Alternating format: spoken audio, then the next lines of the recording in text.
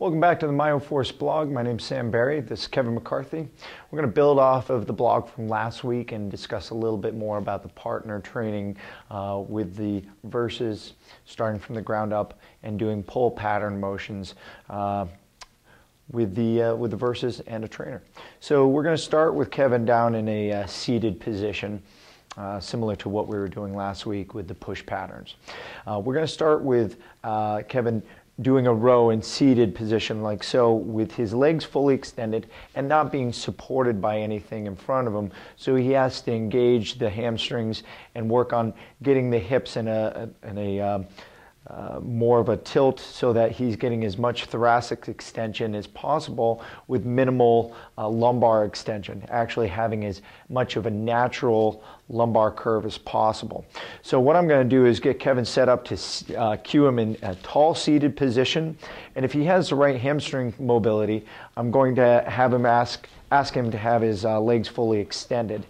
If he doesn't have that mobility, I'm going to have him flex his knees slightly and go from there. And as we work on getting more mobility through the lower body, he'll be able to have less and less knee flexion. So we're going to have him start with his legs extended, and I'm going to get him into starting with his hands in and working eccentrically to concentrically through this movement pattern. Goal is anywhere between 8 to 10 reps, and I'm going to have him really push up tall, and I'm going to have him set in and feel the load first, and then I'm going to have him slowly resist against me and then pull into what he can do, and I'm going to resist accordingly. Strong guy, so I'm going to use two hands on this.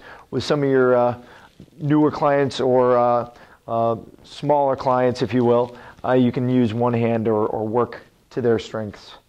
Okay, I'm going to have them do anywhere between 8 to 12 repetitions when we do this. Okay, nice and tall is the key there. Okay, we're going to work from there to a half kneeling position and actually have a mid-height setup here. And we're going to do one arm here. Okay, and we can go from, if he can't keep a nice half kneeling position, I might ask him to go to a tall kneeling position for this movement. We're going to start with the half kneeling because he's got a good quality inline lunge and is able to keep a good posture and maintain this stability. So again, starting with the shoulder packed, not allowing the shoulder elevate, getting maximal thoracic extension with as much of a natural lumbar curve as possible, tucking the tail, engaging the glutes, and same thing, loading him up and having him resist against me, and then pull in, and I'm allowing him to have a smooth movement without any compensations. And the next progression from the half kneeling is just having him come into a split stance position here and doing the same pattern. Just like so. Make sure that when you have one of your athletes or clients doing any of these movements, that they have the groundwork first before you progress them up into a standing or half kneeling position. More to come next week on the Myoforce blog with Kevin and Sam.